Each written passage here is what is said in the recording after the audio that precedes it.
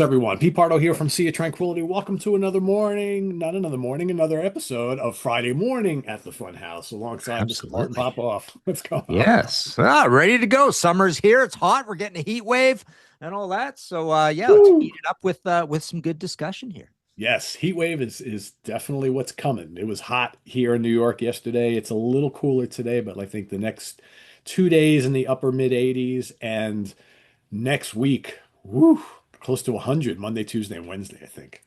Yeah.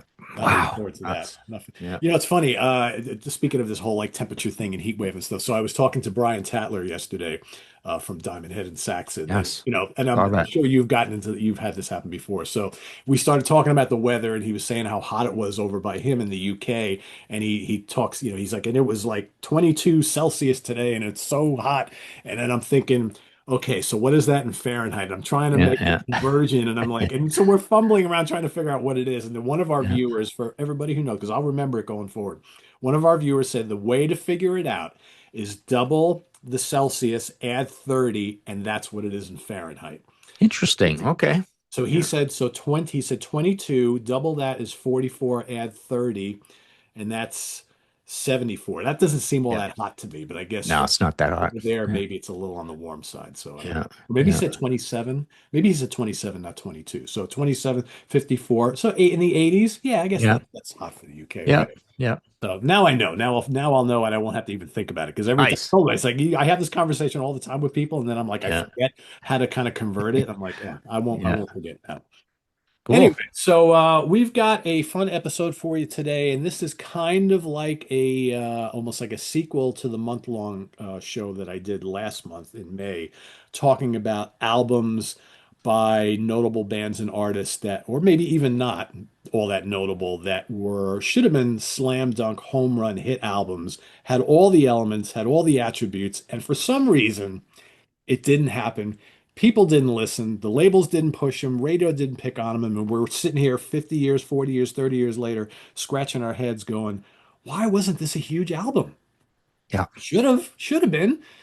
Did it come a little too late? That style of music was a little out of fashion, was it a little too early. Was there too much other good stuff coming out that time, or was there really no reason for it not to be big and we just can't kind of figure it out? So we're going to try and figure it out. We're going to talk about 5 albums each today. We've just chit-chatted beforehand. We haven't crossed over any albums. Probably should have done that a couple days ago, but we waited till just now to do that. So we've each got five. We'll go back and forth, and we'll talk about some of these kind of can't miss albums that sadly didn't really catch on with the general public. Yeah, we've had these shows before where we talk about bands that should have been huge, and to me, that's getting a little bit like we know those, we've done those shows too many times, and I just sort of thought a little more like, okay, what are specific albums, and how does the timing of that work? Because I think we talk about albums that should have been huge a little less than we talk about bands that should have Right, been huge. right. There's some big cliche bands that all come up. We won't rename them, but I'm going to start with the way I kind of do these, even when I'm doing my podcast episodes, my history in 5 songs thing. I usually start off with the one that kind of inspired the idea, and this inspired the idea because I also just did a recent podcast episode on bands that did AOR albums as opposed to doing hair metal albums, right? And this is one I talked about there. And then I was scratching my head about, and you and I have talked about this album before. It is Heart Passion Works. Yep. So Heart Passion Works came out April 20th, 1983. So this was included in my podcast episode about this is the only Heart album that is an AOR album, as far as I'm concerned. Because Heart, to me, when you get up to 1985, to me, that's a hair metal light album. This is, or it's a mid '80s, egregiously produced mid '80s pop album. It's not AOR anymore, and this whole idea of AOR has been a little interesting to me lately because I think it's a short-lived term, or it should be a short-lived term, where it applies to something that is really only kind of your maybe 81 to 83 sort of zone. To me, that's the peak of AOR, the type of AOR that to me means something, the proto hair metal AOR. So the cool thing about Passion Works, number one, This is probably my favorite Heart album, which very much surprises me because I'm such a 70s guy, and it's not a 70s analog Led Zeppelin. Here's the acoustic, here's the heavy stuff, here's the proggy stuff, kind of music, right? And I can't stand the Heart, brigade moving forward, that short period of the cocaine years sort of thing, Heart. But to me, this is kind of well, like I say, it's the only AOR album. I was going to say it's the perfect balance between the 70s and the next thing, but it really doesn't have any of the 70s in it. And I don't No, think it has much of Heart in it either. Um, this is produced by Keith Olsen. May he rest in peace. Updating my Whitesnake book and reading all the stuff, good stuff he said there. He had a great sense of humor, that guy. But to me, this album is a beautifully, beautifully produced, um, kind of like spare, but still very modern sounding, and just hit after hit after hit. This album is just full of hit songs. Like How Can I Refuse was a bit of a hit, but Blue Guitar, Johnny Moon, Sleep Alone was a bit of a hit as well. Um, Heavy Heart's an amazing song on here. Allies was a little bit of a hit as well. So I'm great. I'm looking at this and I'm thinking that there are these songs on here that are somewhat hits, right? But the thing is, the weird thing about it is did not certify at all in the States. Neither did Private Audition just before this, which is not an AOR album. Right. And then Heart, 2 years later, goes 5 times platinum. And I think the big thing here, I know the big thing here because I've talked to actually probably both Ann and Nancy about this, is the idea that this is the last one for Epic. They're fighting with the label. They're getting off Epic. They're gonna reemerge on Capitol. So it's like you and everybody who used to promote you are now enemies, Yeah, or the they're label's not going ignoring to do you. anything for them there. They're just Yeah, not there's going no to. future. Yeah. There's no future. You're not building anymore for the future. So an album that is just, this is literally my favorite example of this, of from a big band where you're parachuting in and picking one album. I think it's just an incredible situation where this should have been a 5 times platinum album. To me, it's even more commercial than Heart. And I think the songs are just really good. There's a lot of integrity on it. Love Mistake is amazing on it. Language of every single song feels like it should have been like a Boston album. That's Yeah. that's how extreme I feel about this record. I love the drum sound too. Denny Carmassi, very modern 80s drum sound, but I think it's a good 80s drum sound. I did a whole podcast episode on that as well once, which was boy, I love those 80s drums. Which is a rare thing for me to say, but I love it here, and I love it when it comes to someone like Golden Earring, who I also featured in the AOR episode. So that's my first choice. Passion Works. If I remember correctly, they wrote all the songs on that album, correct? Yeah, I believe so. I don't think there's any covers, or let's see if there's any co-writers here. I mean, who's the gal? Howard, yeah, Sue Ennis. Sue Ennis, that's right. Sue Ennis is involved. She's like a buddy of theirs, and she's a songwriting buddy of theirs. But yeah, Ann and Nancy, Sue Ennis, and Sue Ennis. Howard is in on one on here. Howard's in on another. Ann and Sue, and Nancy and Sue, and Keith Olsen gets in on the credits on Heavy Heart. Nancy and Sue, Ann and Sue. So it's So all yeah, within the family there. Okay, yeah. yeah, Well, I yeah, mean that's kind of the sad thing, right? So it's a really great album. They basically wrote it, all with all them. They didn't have to go seek out outside writers. The yeah, label's not pushing it because the relationship is eroded and it's just about to end. So you got to imagine after that album, confidence is low. Nobody buys the album. So then they get the new record deal, and all of a sudden the label's probably like, well, we should get some outside writers, and we need a hit, obviously, because you haven't had it in a while. And I think the sad thing is around the time of that, a lot of people know it now, all these years later, but at the time, how many people had already kind of jumped off the Heart train after all those classic 70s albums yeah, and have now rediscovered this album many years later and say, oh, why didn't I get into that album back in the day? Why wasn't this a huge album? We yeah, can talk about some of the reasons why. So it's a perfect fit for an episode like this. yeah, It is a really solid album. And I think for those people who maybe were not Heart fans before, and started becoming fans after this album, all those couple of really big yeah, albums. this is a perfect fit because it's not quite like those, but I think it's a precursor to those albums, but they did it all on their own. Yeah. And I really don't feel that there's a lot of hits in a 1979 Mind Space for Heart on Baby Lestrange, which does go gold. But Private Audition doesn't feel like it really has that many hits on it. It's kind I like it, but it really feels really old and down home spun sort of thing. It feels more like Dreamboat Annie or Magazine in a weird way. Yeah. So it's not really it doesn't keep up with the times, I think, is the thing. And this totally is perfect for the zeitgeist of 1983. Yeah, I mean, you got like bands like Foreigner and Journey are doing big, big business, right? Yeah. So it fits right in with all that. Yeah, Yeah. absolutely. All right, so kind of along those same lines. So the album that jumped out at me right off the bat when Martin and I decided we were going to do this is an album by another American band whose previous album to the one I'm going to show was huge here. Absolutely huge. It sold multi-platinum copies, a couple of hit singles, and all of a sudden the band was like bigger than ever because they had gone through a couple of years where maybe sales weren't up to what it was on their debut album. Their fourth album did big business. I'm talking about Toto. Toto 4 is the big album.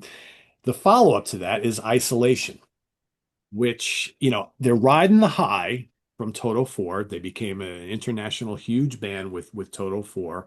And then they released this album. There's a change in lineup, right? So all of a sudden you got a new singer that could maybe have an issue, right?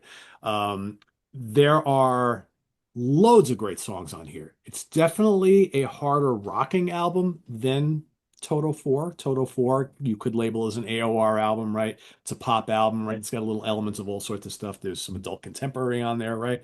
And here you've got a harder guitar presence, but you've got songs like, and some of these were mild hits, kind of like with the Heart Situation, mild hits, Stranger in Town, mild hit. You've got Change Your Heart, Hollyanna, but then you got the rockers like Carmen and Lion. But all these tracks are so memorable, bursting with life, great production by the band, and just seemingly ready for radio and MTV. And it really didn't happen. Considering how well Toto 4 did, this barely made top 50 here in the States. It barely squeaked to gold. And then the band was never the same after this.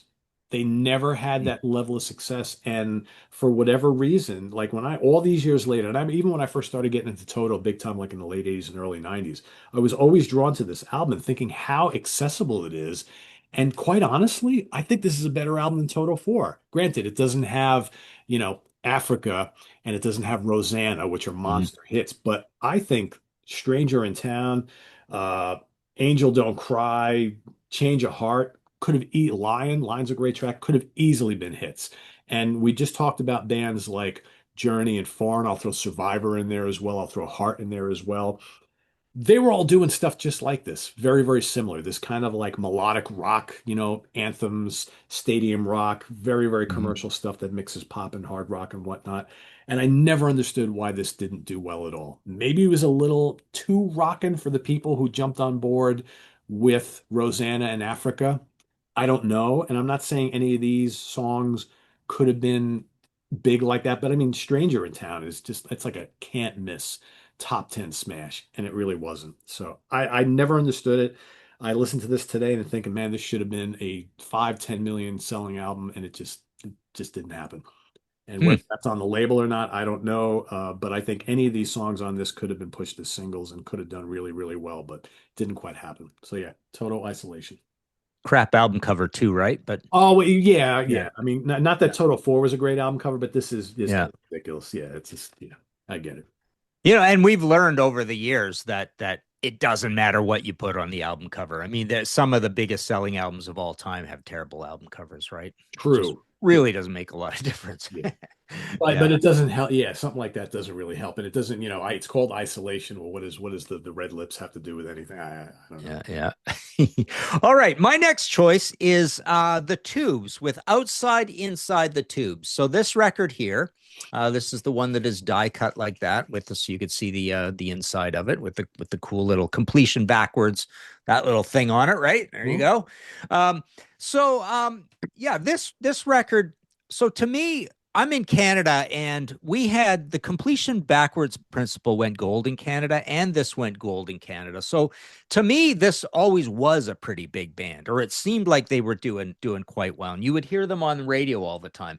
But this record is produced by David Foster, and you would think that would have opened some doors as well. The production's really good on it. It's not egregiously crappy 80s production. Again, I suppose I've never really thought of this, but coming out April 4th, 83, and The Heart is August 83. Yeah, so they're very close together.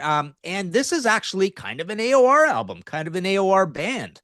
Um, and it just seems very, very commercial, well put together, great singing, great production, great up tempo rock songs with very accessible production. It's got kind of like a creamy Rush Signals kind of production to it. And as a follow up to this, which I also thought should have been huge, Yeah. also produced by David Foster. The predecessor is produced by Todd Rundgren, and the follow up, Love Bomb, which is not very commercial. This one here is not very commercial. This is produced by Todd Rundgren, but it's got a little bit of a dancey, dubby, jungly vibe to it. It's just a little too funky. But this is very funky, but AOR, and this is more straight AOR. Now, why the Tubes couldn't do well? I almost feel like it's because they weren't that quirky on record at this point. They were a little comedic on commission. Well, they're a little bit comedic here and there, right? But there's pure funk covers. There's Martha Davis from the Motels guesting. So there's a lot of good things happening as well, but most of it is just really solid radio AOR. But they are the Tubes, and the Tubes has a history of being this wacky Zappa type proggy comedic band, right? Almost like an Earache My Eye, Cheech and Chong kind of band, right? Yeah. And live, they were still kind of like that. So I think the messaging is just a bit weird where live they are still this quite speaking of Toto, they're major players, these guys, right? So they kind of go over people's head probably live when it comes to just the musicianship and the comedic nature and the props and all that sort of stuff. So you wonder if it's just kind of a weirdness of the messaging.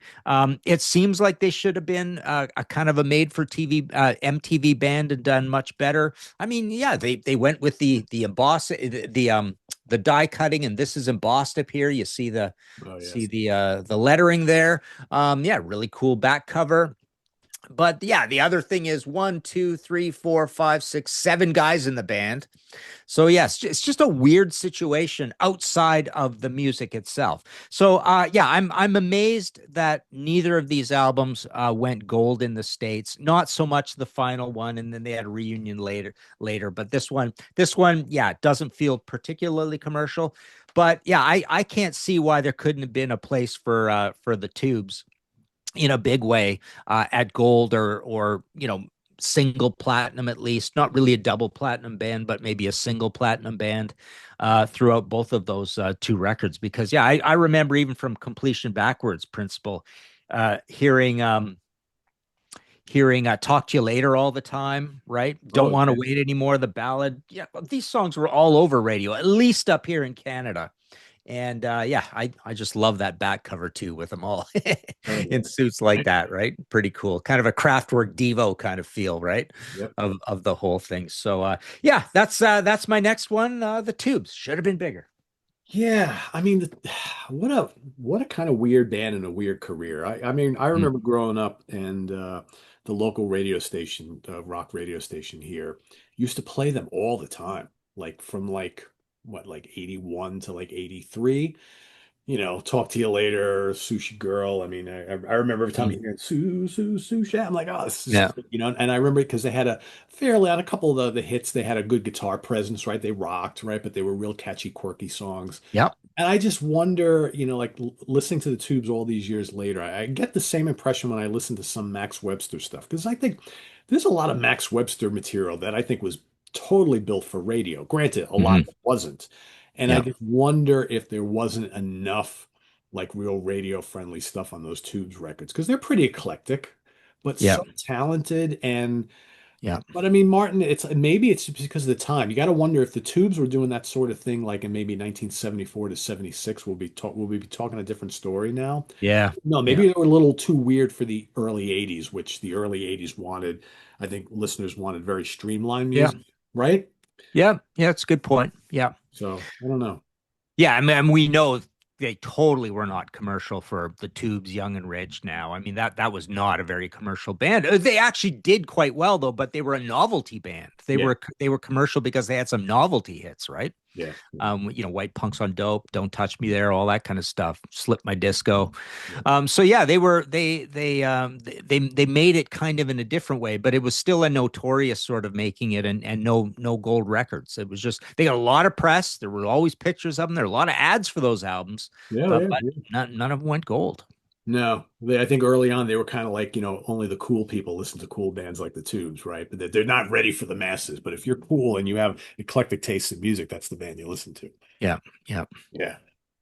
All right, my next choice is ironically an album, a CD of this guy that I just got, and I don't know why. Again, this is a perfect example of how something like this I should have been into back in the day, and I don't know why I never did.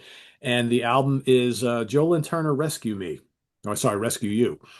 His first solo album and his first album after the demise of Rainbow. Richie goes back to Deep Purple. Rainbow's done, and Joe puts together a little band and releases this. Now he's got the name, right? Rainbow was maybe not massive, but Rainbow was pretty well known and had some decent selling records. So here you got this guy who seemed ready-made for the spotlight all on his own, right? He already had those years in Yeah. Rainbow, did the Fandango thing.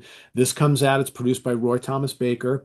He's got a great band. He's got Al Greenwood from Foreigner. He's got Bobby Massano from Stars. He's got Chuck Berge on drums from Rainbow, right? Great Yeah. production, great songs. Had the one, Endlessly was a mild single, had the MTV video. Stuff like Losing You, Young Hearts, Feel the Fire, On the Run, all good, upbeat, melodic rock stuff. He's got that soulful voice. If you like Lou Gramm and Foreigner, if you like Bad Company, I mean, I never listened to this back in the day. And since I got this, I've been listening to it nonstop, and I'm like, man, why wasn't this like a million selling album, right? It's like, Yeah. so he's already had the name, he's got the look. I mean, look at that album cover, right? It's like, Yeah. the ladies see that in the record stores, right? They're like, oh, Joe Lynn Turner, even if you don't know him from Rainbow, you see this. I don't really understand why something like this wasn't massive. I mean, maybe you could say like right around the same time was a guy like Michael Bolton doing really, really big business. Not quite yet, Hmm. right? But this was what, 85? Maybe it's a little bit past that time period you were talking about, right? Because in 1985, 86, 87, what's huge? Hair metal. This isn't really a hair metal album. Maybe it's not wild enough. Maybe it's a little too tame for them, for that time, but I don't know. I think that this had all the tools to be a really, really huge album, and this didn't do anything. This made it to number 143 on the Billboard charts, and that's kind of where it sat, and then it sank, and that was it. And I wonder how many people who are watching right now didn't even know that he had this album out. So really, really Interesting. good. Yeah. Yeah. I see that cover. I did a History in Five Songs podcast episode on those corporate solo albums, right? Which is funny, like the Fee Waybill and the Tommy Shaw and the Robin Zander And and all the those, first right? Lou Gramm was kind of like this as And well, that, wasn't yeah, exactly. Yeah, you look at that. I suppose, um, it would have been better had that come out within like 9 months, 12 months of the demise of Rainbow number one. it? It was And then totally too also, long. Yeah. yeah, and also it would have been good if it would have come out exactly when Perfect Strangers came out, right? So Yeah. so it can capitalize on the press of this whole thing. Oh, Richie's here, Joe's here. Why don't they should sell the same, right? Yeah. Compete, have them compete against each other, but it's falling in that gap after Perfect Strangers, I suppose. It's you wonder again, probably behind the scenes, there could be the same story of the people who were supporting you left. The boss at the top isn't feeling it. Joe rubs somebody the wrong way at the Right. label, right? Anything could have happened, right? And let's be honest here. I don't know if this is Richie Blackmore we're talking about here. If it was anybody else, would you have brought a guy like Joel Turner into your band to draw attention to your band? Because I think Richie was thinking, well, he's got the great voice, Mhm. and I need a great voice to make more commercial music, to make more money, to sell more albums, but I still want to be the focal point of this band, right? Yeah. So was Richie intent on making Joel Turner a star to help alleviate, to help elevate the success of Rainbow? Mhm. Or not, right? So I don't Right. know Yeah. 100% if like Rainbow breaks up, Richie goes back to Deep Purple. All those Rainbow fans that maybe thought Joe was cool or not, where are they going to go? They're Hmm. going to the Purple bandwagon, right? Yeah. And Joel Turner kind of gets lost in the shuffle a little bit because I don't know if Yeah. really he became a star being in Rainbow. Everybody knows who he is, but is Joel Turner like must see TV after Rainbow breaks up? Yeah. And Rainbow possibly wasn't as big enough to have Joe break through to the That's female another great audience, point. right? Yeah, They're I just kind think of a cult band, no gold records, right? right. I think we have this greater memory of Rainbow as this huge band. I mean, I saw Rainbow headline Madison Square Garden, right? They had to have been huge. Not Mhm. really, right? Yeah. So Joel Turner, maybe not a household name to people outside of Rainbow fans. Yeah. Cool. All Could right. they have made him with this album? Could the record label have done that? Very likely, but they didn't. Yeah. I think the main problem is it's hard to remember if the title is Rescue You or Rescue Me. It's a weird title too, Yeah, right? I just screwed it up, right? Yes. Yeah, I do it all the time with that album. Yeah. Funny. Okay, so my next choice is let me get the right one here because they're kind of interchangeable for me, but I'm going with Walking the Razor's Edge from Helix. Yep. So this is they've got the two albums out as an indie band, as a confused indie band. They get onto Capitol. They put out No Rest for the Wicked, which still feels a little bit hapless. It's got a little bit of a 70s vibe. It seems a little dated. It seems a little still a little out to lunch and from the Canadian Great White North frontier, not quite with it for 1983. But get to 1984 and the band is firing on all cylinders. Every single song on here feels like it's from the Sunset Strip. It's like right at the the fulcrum year pretty much for hair metal. It's got a great album cover, great name of a band, great logo. Walking the Razor's Edge is cool. The band looks amazing. Look at this guy. Look at the drummer. Sadly, he's no longer with us. Greg Fritz Hintz. He looks better than David Lee Roth. Yeah. Daryl there, Brent Dorner, Paul Hackman, sadly lost in a car accident. And then Brian Volmer looks very cool too. Yep. Yep. And the production on here is amazing. It's produced by Tom Tremuth, who you may not know in the States, but he's a big mover and shaker up here in Canada. He had his own record label, Hypnotic, and the production's amazing. It sounds like a Max Norman mixed with a Spencer Proffer kind of production. Speaking of Spencer Proffer, Brian Volmer as a singer is an absolute technician. He teaches singing on the side. Helix is still going. Our good buddy Sean Kelly is still in that band right here. Or I don't know if he's still in that band. He's in a lot of bands, but he was in Helix for sure. He's definitely in Coney Hatch and Lee Aaron right now. Um, but um, but yeah, so Brian's voice sounds like, yeah, speaking of Spencer Proffer, he sounds like he's got the power and the majesty of a Kevin Dubrow. He's got that kind of voice. And see these guys live, and they've got a lot of like the black leather and like the priest look with like the exact choreography and stuff too. They're very athletic looking on stage. So this is an absolutely you would think perfectly top flight hair metal album right there at the right time. They're on Capital EMI.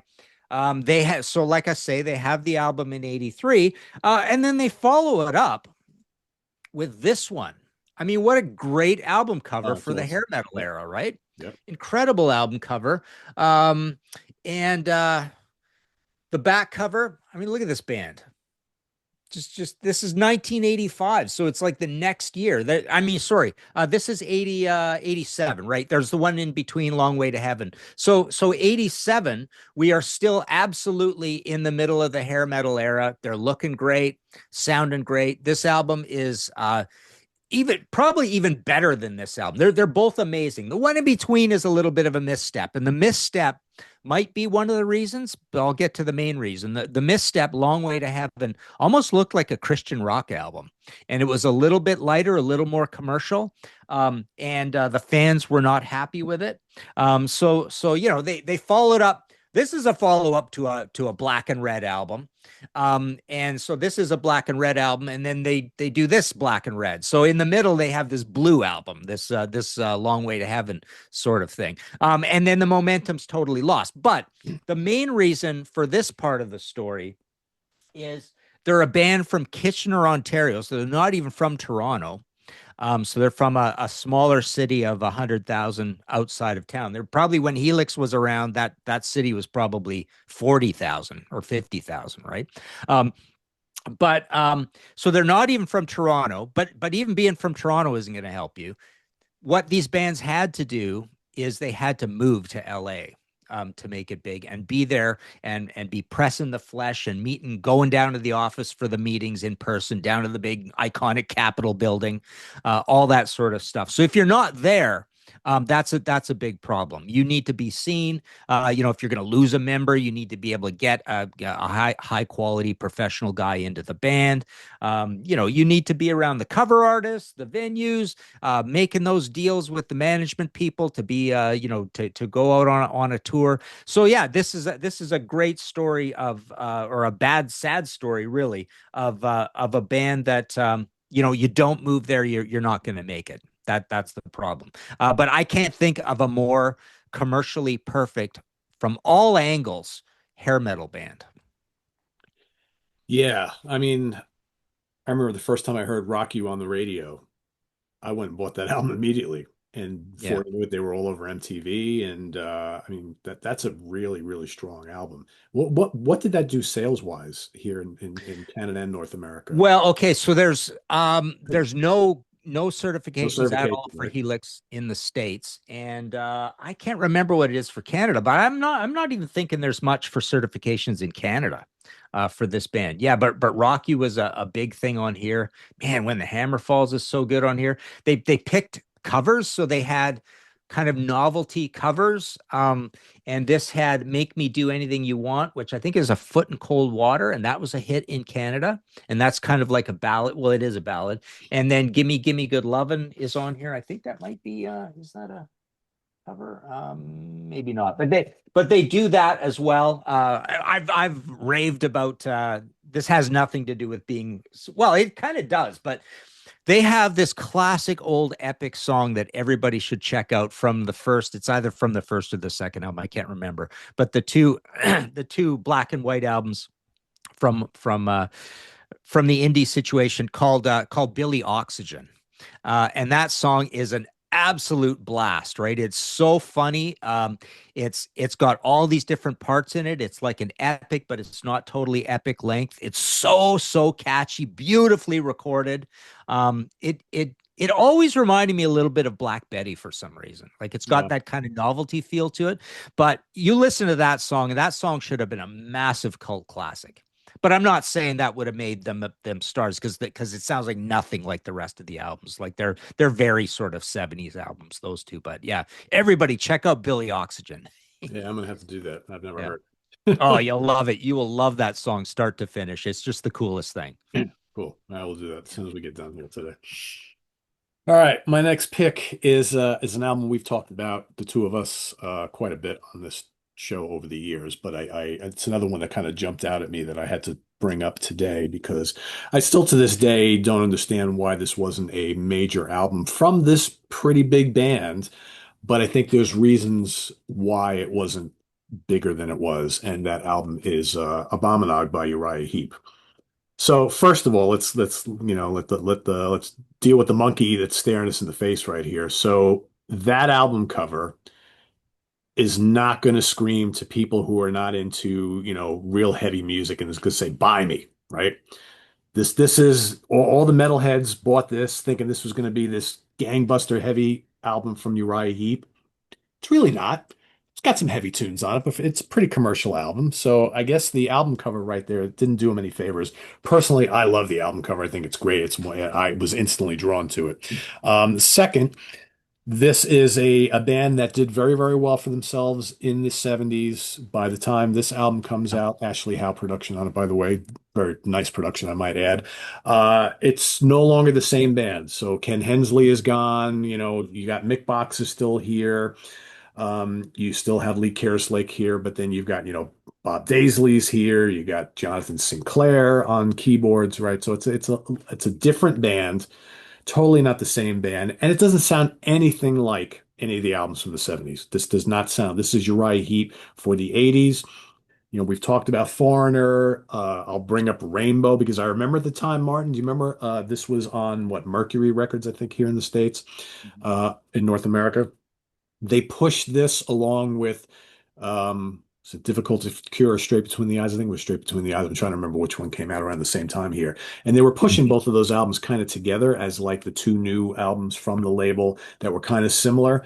And so this was like lumped into that whole kind of like melodic hard rock type of thing. Very, very different from their 70s albums. But it's chock full of great songs. They used to play On the Rebound, and that's the way that it is on the local radio station here, which was playing a lot of great new music from Yep. old bands. I mean, that was the great thing about radio back in the early 80s as opposed to now. They didn't just play the old, same old, same old. They would play new stuff from older bands that were coming out. But man, there's, Too Scared to Run, so good, Chasing Shadows. They had some outside writers on here, but there's Yeah. great songs on here. Prisoner could have been a hit here. I Yeah. think, Running All Night with the Lion, totally memorable song. Hot Night in a Coal Town is a really nice kind of like mellow, melancholy, almost ballad type of thing. You got the heavy stuff on here. Think It Over is a can't miss hit song, Yeah. right? I mean, Think It Yeah. Over is so My good. favorite song on it. Yeah. And it's Yeah. a heavy one, right? Yeah, and I think Peter Golby's vocals are, I mean, they're very kind of Lou Grahamish. I think they're made for radio. His voice is made for radio, coming fresh out of trapeze. And I just never understood why this album didn't get pushed by the label more because I don't think it did. I don't even really remember, other than maybe like one video, and I don't even remember what was the video on this. Maybe it was That's the Way That It Is. I don't quite remember. I don't know. But this just kind of came out and, it made it to number 56 here in the States, number 34 in the UK, but no certification. And other than like, local rock radio, maybe in certain markets, didn't get any radio play hardly at all. And I listened to this today thinking, man, why was this not like a 2 or 3 million selling album? Because it's just packed with great songs. And I think Yeah. the songs really stand up the test of time all these years later. Granted, it doesn't sound like, Demons and Wizards or The Magician's Birthday at all. Yeah. And maybe that's part of it. Maybe like again, so talk more modern times. When these vintage legacy bands now put out albums today where it's, a fraction of the classic lineup, right? People are like, it's like a cover band. Could we say that this Uriah Heep was kind of like a cover band way back in 1982 or 83 when this first came out? Hmm. Yeah. Right? That whole concept of a classic band who now it has hardly any original members playing music that doesn't really sound like the early Yeah. days. And maybe fans were just kind of like, it's not the Uriah Heep I know and love, right? Yeah. Yeah, great choice. Absolutely. I mean, yeah, you're rattling off those song titles and those choruses are just all going through my Oh, head, they're right? amazing, right? Yeah. Yeah, yeah. Good heavy stuff there too. Good, Yes. good integrity. I like Too Scared to Run. The production is very vital and exciting. It's kind of gritty and distorted. So the production might not be completely radio friendly. So the strikes against them, I still maintain because this is how I felt right when I was even like 10 years old, that the name of the band is creepy. The album's called Abominog. That album cover is sending completely the wrong message. Wrong Hence, it message. was on our Contrarians album cover wrong message show the other day. But that That's was right. just featured, right? Um, and And again, so this is a band like unlike Helix, who's actually in North America. This is a band that's not moving to LA, and they're not even in America, right? They're an English band, so that might be going against them. The label people might be looking against them, saying like rock and roll is generally a young man's game, and we know this band from way, way, way, way back, sort of thing. So like they've had their run or whatever, but what amazing songs. On the Rebound, like you say, was on the radio, as was the Russ Ballard version. I remember hearing both of those songs on the radio, right? Both Yeah. versions of that. Yeah. Yeah. Great album. I just think like is a Journey or like a Foreigner fan or a Styx fan gonna see this and want to buy that? Yeah, exactly. Maybe Yeah. not. Yeah, that's Yeah. And I even if I they know personally the name of the band, they know it's got a history that doesn't match up to what they like, right? Yeah. exactly. Yes, 100%. Yeah. Yeah. Yeah. All right, my next choice. I've got this band Accept on the brain right now because I am updating it and expanding the Accept book, the Max Webster book, the Merciful Fate book, the White Snake book, and the Scorpions book, all to come back out through my UK publisher Weimer. And I've just gone through this one again and was playing this again and reading what they said about it. Um, boy, they complained. So Dieter Dierks produced this one, and they complain. The band complains that it was really hard putting this together. It was so much work. Dieter was such a perfectionist. When I play this back, this has got to be one of the best produced metal albums of all time. It is just pristine and gorgeous sounding. It's almost like it's got the meticulousness and the impressiveness of a Pyromania, but none of the negatives. It's just all positives. The sound of this album is so good. And then also, I think you've got, Metal Heart is probably this band's Sales of Charon or Stairway to Heaven. It's amazing. Yeah, Amazing song. And Bound to Fail is a super heavy, really cool one that feels like the Balls to the Wall era. But you've got probably my two favorite songs on here are the ones that even the band questioned a little bit and complained about: Midnight Mover and Screaming for a Love Bite, which were both minor hits. yeah, both great. Um, and the rest of it also is just so commercial. It's almost like so it's better than Pyromania production wise and just more pleasing to a purist heavy metal fan, but still just absolutely scientific.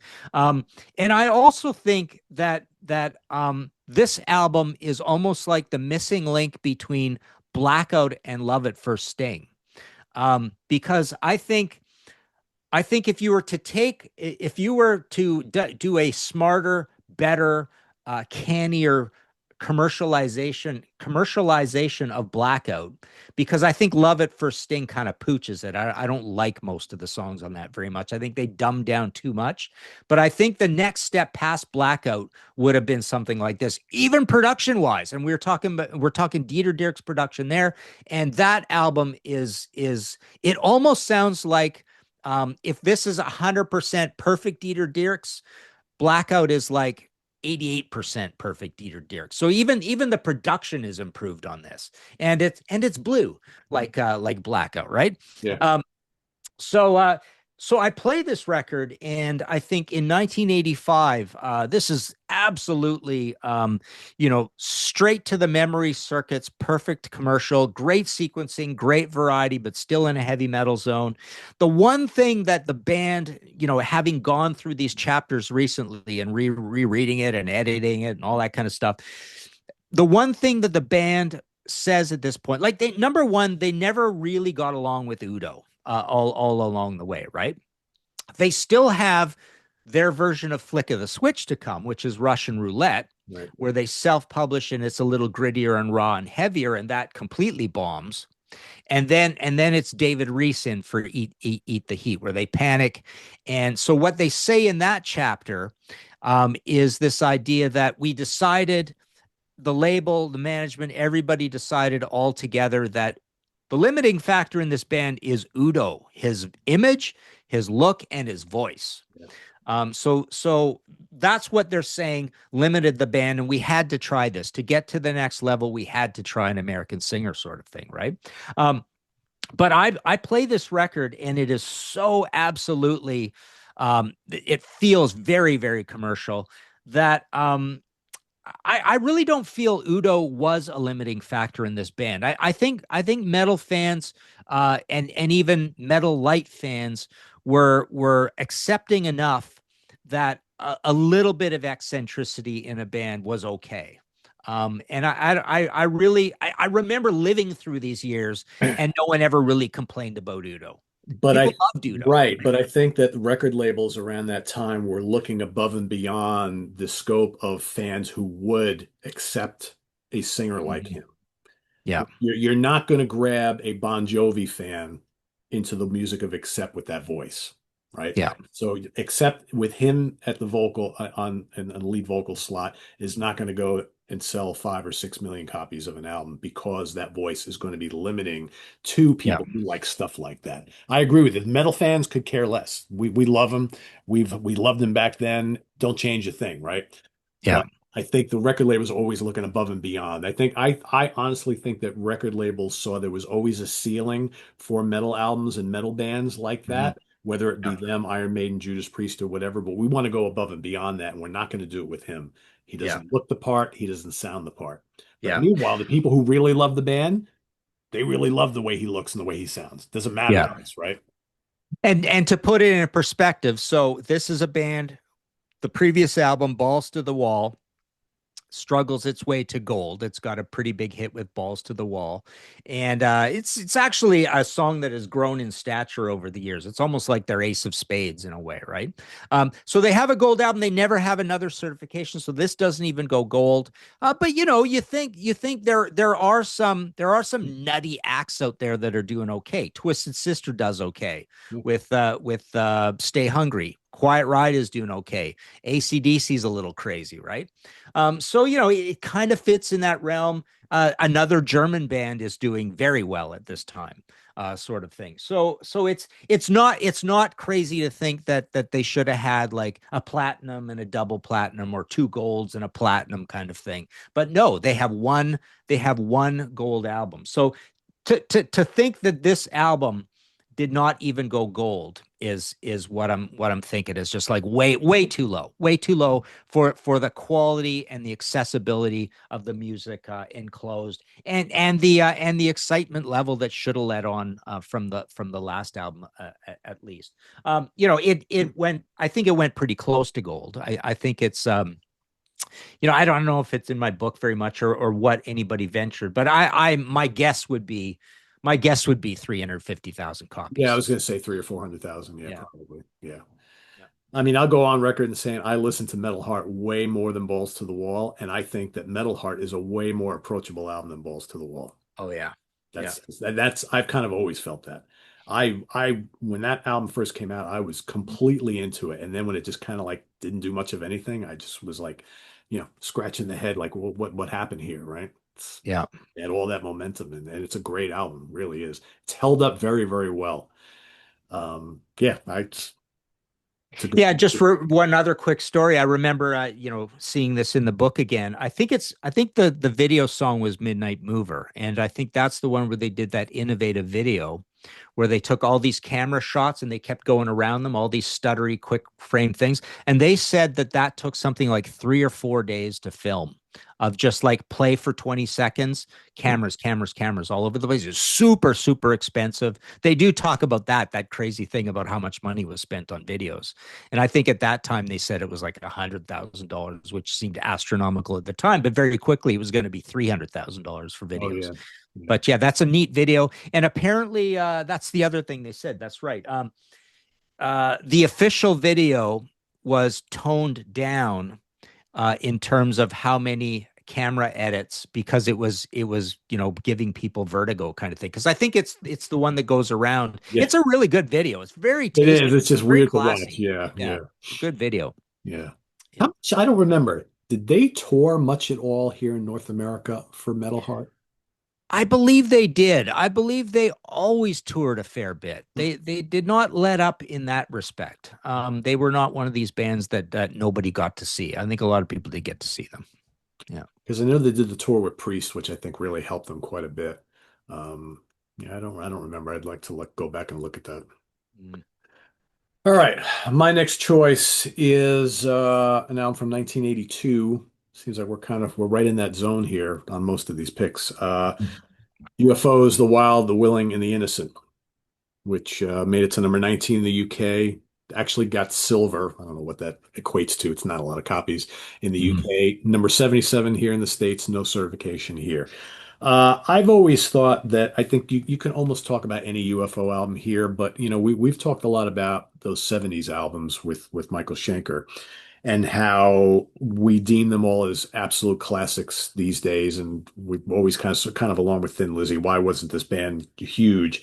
And I think you've talked quite a bit about how Schenker brought this kind of like Teutonic flair to the music, which Mhm. maybe wasn't perfect for North American audiences at times or people who like a little bit more commercial music. I would argue that when he left the band and they brought in Tonka, Paul Chapman, that they took on a more kind of America friendly sound. And we know like around this time that the influence of Bruce Springsteen loomed very large on Phil Mogg, right? And Mhm. I think it started with the No Place to Run album. And I know you of I don't see eye to eye on that particular album. I think the songs are there, but I never liked George Martin's production. I think it's a little too tame, and the songs are great. It needed a little bit more muscle. I think this album has enough muscle, and the songs are still really, really good. And it sounds like a album not made by a bunch of older guys from the UK. It sounds like an American album to me. And there's so much stuff that was hitting here in the States in the kind of hard rock and lighter metal style of music that I think this would have fit right into. I mean, I was listening to this morning, like songs like Long Gone, It's Killing Me, which has, I mean, I think some of my favorite Phil Mogg vocals are on this album. Really, Mhm. really good. Title track is great. Change Chains is a great heavy rocker. Making Moves should have been, an anthem for them. Really, really good. And then you got stuff like Lonely Heart and Could It Get It Right, right? There's more commercial stuff on here. There's the good Yep. chunky meaty rockers. It's well produced. Band produced it. The songs are great. Phil sounds great. This didn't do really much of anything. I remember it kind of came and went. I remember this was being advertised in all the music and magazines. I saw ads for this all the time. Same thing with the follow-up, and yet it didn't kind of push this over the edge. I don't know whether the label, again, Chrysalis Records, was Chrysalis Records really pushing much of anything that wasn't like Blondie or, Yeah. new wave oriented at the time? I really don't think they knew what to do with heavier stuff like Good this, point. Yep. right? Yep. Because you had, Jethro Tull, that was different, right? You had all these other bands on the label, Robin Trower, whatever. But I wonder if that label just had no clue what to do with a band like this here in North America. And I never really understood why these more commercial American sounding albums, and specifically this one, didn't do gangbuster business here. Just never did. It's like kind of like the 70s stuff should have done better. The 80s stuff certainly should have done better. Maybe they were, I don't know. They tried when Phil kind of reconfigured the band and they put out Misdemeanor, tried to be more hair metal. Maybe that was a little too late to the game. I don't know. But yeah, Wild and Willing and the Innocent should have been a much bigger album for them, I think. Yeah, I think drugs is a big part of it, right? Yeah, Fighting, yeah, infighting with the band, but you've got to keep all the business parts in place and the people at the label happy. This is a band that again did not live in America. no, Um, and good friend of the Contrarians and my podcast, Joe Becht, who was from Chicago, would always tell us, yeah, how massive they were in Chicago. yeah, That's one thing they were known for, right? But maybe again, not the perfect cutting through to a mainstream audience voice in Phil Mogg. Maybe too much history, not young enough a band. History confuses people, right? That album cover's not very good. The title's confusing, yeah. It's too right? long for one. Yeah, it's yeah, Yeah. yeah. I hear that. I always thought too. A lot of times around this era, labels in the media were pushing these bands with these strong personalities, right? You mentioned Mhm. before the whole drug and alcohol issue Yeah. surrounding the band, but you got some pretty strong personalities in this band. You got a guy named Pete Way, right? Who's just an off the wall character. Yeah. You got Phil Mogg, who is a character. Why not push these guys as kind of like focal points of the band? Like, at the time we got like Motley Crue, Van Halen, all these like Yeah. big personality bands that they were constantly pushing. You had them in this band, so why were they not doing that, right? I never understood that either. Imagine if every UFO album had Pete Way on the album cover, just like the AC/DC albums with the Right? names, I mean, right? I had to look. He was a character, right? He's the Yeah, crazy yeah, rock style life. You would have thought that that would be like, wow, Pete Way, right? UFO, he's the guy, right? yeah, yeah, Maybe because he wasn't a guitar player, Martin, or yeah. a singer. Funny, funny. All right, my last choice for today. This is a funny one. I arrived at this as a little bit of a circuit, but um, I was thinking because I had this just come out, of course, the new Guns N' Roses book. Yep. So I'm thinking about Guns N' Roses and the massive success of that album, and then I was thinking about Faster Pussycat Whipped, and I was thinking about LA Guns, Hollywood Vampires. Now these are later albums by them. Um, and then I was playing actually, I thought, oh no, the one I'm going to talk about is Cats and Boots, Kicked and Clawed, right? Which is a really cool album. I think that's my favorite of these. But I was sort of thinking along the lines of, okay, Guns N' Roses, they have this big dirty hair metal album or bluesy hair metal album that is now, I think it's boy, hang on, is it 26 or 38 times platinum? It's massive, massive album in the States, right? It's huge. Um, one of the top, five or so biggest selling albums of all time, right? and and I was thinking, like, why didn't in its wake some of these bands that sound a little bit like that with LA Guns, you got Tracy Guns was in Guns N' Roses at one point. I mean, Yep. that's where the guns comes from in the name of the band, right? And they did have two gold albums, granted, and Skid Row did well. Okay, so they came along in the wake and did well. But I was playing these two records and thought, nah, I'm not feeling it on these. With my A&R hat on, I can see why these two albums didn't do well. And like I say, they're 91. I think they're both 91, or one's 91, 92. But but that Cats and Boots album, I thought for sure that is such a great, great rockin', really powerful Guns N' Roses like hair metal album. But I decided to put that aside and go for this one. Four Horsemen. Nobody said it was easy. Um, so the idea here is it's produced by Rick Rubin, so that should have helped. It's on Deaf American, that should have helped. And even again, it feels like coming in the wake of Guns N' Roses with the bluesy, Poison tried to be pretty bluesy. You got Native Tongue, you got Badlands, you got Sea Hags and Salty Dog. But the amazing thing about this record is it sounds gorgeous. It's just beautifully commercially accessibly produced. And it sounds like AC/DC. It sounds like a great AC/DC album, as does the follow-up. Now, there are a lot of problems here. It's kind of like the old Ram Jam situation, but the lead singer, Frank Starr, is in and out of jail a few times on drug charges and stuff, right? So that causes problems. Somebody dies of a drug overdose in the band. Frank Starr, eventually, he's riding his motorbike and he gets hit by a drunk driver. I think that happens in 94. He goes into a coma. He stays in a coma the whole rest of his life, and he dies in 1999. But he is on this record, and they're both absolute masterpieces of just kick-ass rockin' party metal with a lot of roots to them. So they're the kind of albums like, let's forget this one for now because it's an indie situation. It's 1994, right? But with this one being on Deaf American in 1991, I think it's 91. Is it 92? 91.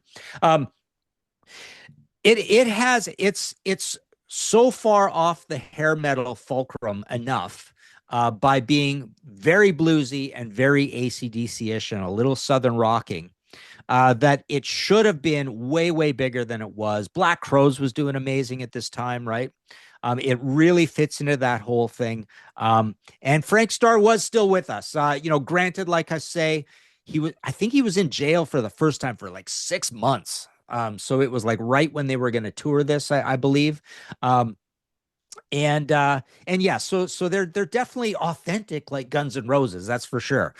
Because they had a lot of problems. And by the time you get to this, there's quite a few lineup changes. But yeah, I think everything was in place for this band. The music on here should have been all over radio. The singing's amazing. The guitar playing's great. It's very, like I say, AC/DC. Rhino Bucket was a little bit like this at the time as well. But just commercial start to finish. 12 songs, just total bangers. It's got a little bit of comedy to it. It's a little bluesy, way more accessible, like dumbed down from Badlands kind of thing, but in that same spirit. Absolute masterpiece. Should have been huge.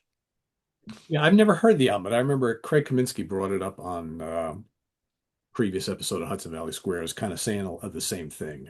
So Mhm. we should go listen to that. Sounds like a great album cover too. Yeah, it's just very commercial. It's if you like Razor's Edge era, to put it in context, AC/DC, it absolutely sounds like that. Okay, cool. Yeah, I have to go check Yeah. that out.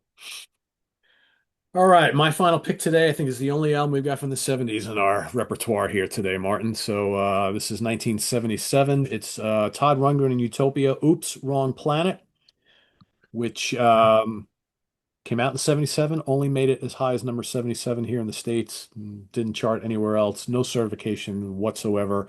One mild hit on the album, which should have been absolutely massive. We'll talk about that in a minute.